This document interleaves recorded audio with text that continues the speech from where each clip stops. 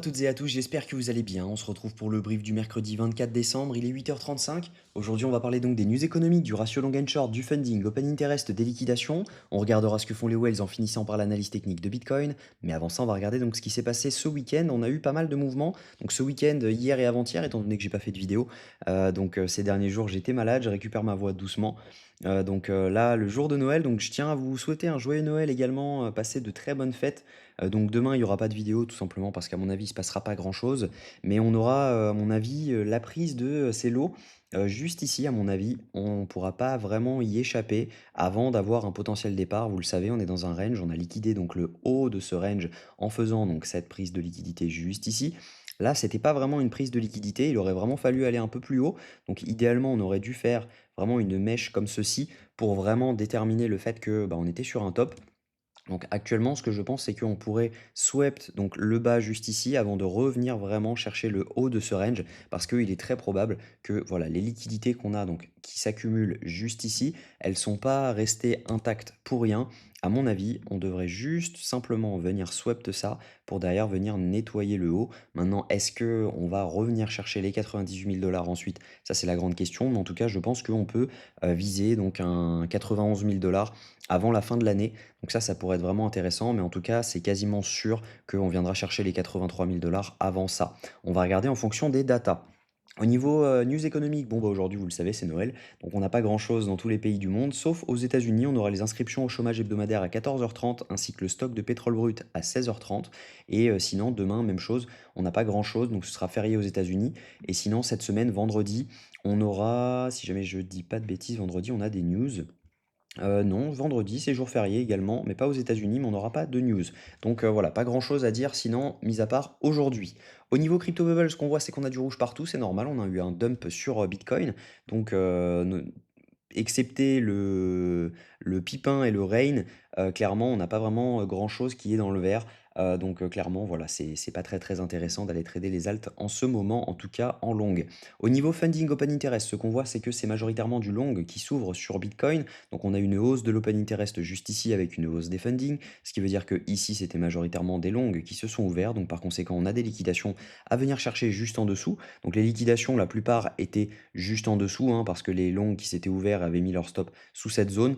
Donc on en a clôturé pas mal. Donc ça peut être suffisant, mais logiquement, en plus grosse time frame, ce serait pas suffisant. On pourrait, à mon avis, aller chercher un petit peu plus bas. Donc ça, c'est plutôt intéressant. Mais ce qu'on voit ici, c'est qu'on a une hausse de l'open interest avec un dump des funding, ce qui veut dire que ici, ce sont majoritairement des shorts qui se sont ouverts. Donc par conséquent, on a des liquidations à venir chercher juste au-dessus de ces zones. Donc on va zoomer en low time frame après pour savoir s'il y a un short potentiel à tenter, en sachant que c'est Noël et que le volume va manquer. Donc je ne sais pas si jamais c'est une très très bonne idée de trader actuellement. Au niveau liquidation, ce qu'on voit donc sur les 3 derniers jours, c'est qu'on accumule des clusters de liquidité autour des 88 600 dollars, même chose autour des 89 500, ainsi que les 90 664 dollars. Donc c'est la zone dont je vous parlais. Si jamais on regarde sur 2 semaines, la zone dont je vous parle, on a énormément à liquider. Donc juste cette zone-ci, hein, on le voit, hein, clairement, on a des equal high à venir chercher. On a ce FVG également donc à venir prendre entre donc, les 92 et les 90 000 dollars. Si jamais on allait chercher cette zone, on liquiderait pour près de 1,7 milliard de dollars. Donc ça serait intéressant de le faire. Mais ce qu'on voit en tout cas, c'est que juste en dessous, si jamais je me mets par exemple sur 3 mois. On va regarder sur ce range, parce que quand même, il commence à durer un petit peu. Si jamais on allait chercher donc sous ce range, donc les liquidités dont je vous parlais, on liquiderait pour près de 1,15 milliard de dollars et ensuite on aurait le champ complètement vert pour pouvoir avoir ce rebond autour des 98 000 dollars pour près de 3 milliards de dollars. Donc clairement, on parle de gros montants si jamais on allait chercher les 98 000 dollars. Donc à mon avis, le rebond est pour bientôt, mais pas tout de suite. Au niveau de ce que font les whales sont en train d'accumuler ce mouvement. On le voit également hein, juste ici. Donc on a eu des achats depuis cette zone-ci. On a des achats. On a actuellement une divergence entre ce que font les whales et le prix. Donc ça, c'est plutôt intéressant. En revanche, les micro-whales continuent de vendre et les retails sont dans une indécision totale. Donc on le voit clairement juste ici. Au niveau technique, donc ce que je pense, c'est qu'il est très probable que nous ayons un dump dans cette zone, donc autour des 83 200 dollars, pour ensuite venir chercher au minimum les 91 000 dollars. en sachant qu'on a énormément de liquidations autour des 98 000 dollars.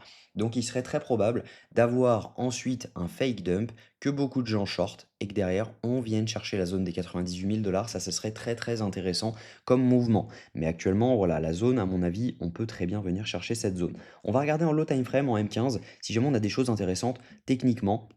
Donc ce qu'on peut voir, c'est que actuellement en M15, on a pris les liquidités qu'il y avait à prendre juste au-dessus de cette zone. Même si jamais on n'a pas liquidé ici, on a quand même pris les liquidités. On a front-run la zone OTE ainsi que le IFVG qu'on avait donc juste ici. Et si jamais je zoome un petit peu juste là, bah, on voit quand même que c'est plutôt clean, hein. On avait pris donc cette zone, donc on s'est fait rejeter dans cette zone-ci. Donc on avait ce FVG à venir chercher juste là. Là, on a également, si jamais je me mets en H1, on a un order block à venir chercher juste au-dessus. Non, en H1, on ne l'a pas. Donc ici, c'était un IFVG qu'on avait repris, donc juste là. Donc clairement, on a fil le FVG ici, donc on n'a pas vraiment de gros intérêt à revenir beaucoup plus haut. Donc actuellement, on est dans une accumulation juste ici, donc ça veut dire que logiquement, on peut continuer notre dump. Donc techniquement, il n'y a pas vraiment d'intérêt à ouvrir du long maintenant et à chercher du short plus haut. Je pense qu'à mon avis, on peut tomber directement pour venir chercher les 83 000 dollars dans les jours à venir. On peut revenir faire un petit passage dans le FVG, prendre les liquidations et derrière repartir à la baisse. Mais en tout cas, voilà, à mon avis, le dump est globalement pas certain, mais voilà, on a beaucoup plus de probabilité d'avoir un dump qu'un pump actuellement. Donc je vais pas forcément me jouer le short parce que c'est Noël, etc. Il n'y a pas de volume. Donc on peut très bien partir directement. Si jamais une Wells décide d'acheter pour 200 millions, on peut très bien partir complètement à la hausse. Donc ça peut être dangereux de short maintenant, mais en tout cas, voilà, logiquement, techniquement et au niveau des datas, on devrait faire ce genre de mouvement. Et par contre, si jamais on vient chercher cette zone, ça peut valoir le coup de tenter un dernier long avant de viser les 70 000 dollars. Si jamais cette zone ne tient pas, avec un stop donc juste sous cette zone autour des 80 000 dollars, logiquement, donc ce serait intéressant de taper les 69 600 dollars, étant donné qu'il y a pas mal de zones qui coïncident dans cette zone. Si jamais je me mets en H4, vous allez voir que c'est un OB H1, un OB Daily, un FVG H4. Donc il y a pas mal de coïncidences dans cette zone et c'est également la zone OTE de tout le mouvement haussier depuis le début de ce mouvement. Donc clairement, on a pas mal de billets pour rebondir dans cette zone si cette zone venait à ne pas tenir. Mais je pense qu'elle va tenir dans un premier temps. Donc voilà, j'espère que cette vidéo vous a plu. Si c'est le cas, je vous invite à vous abonner, à liker et à commenter ce que vous en pensez. Ça m'intéresse d'avoir vos avis sur le marché actuellement. Je vous souhaite un très joyeux Noël. On se retrouve donc après-demain et prenez soin de vous. Profitez bien de la famille.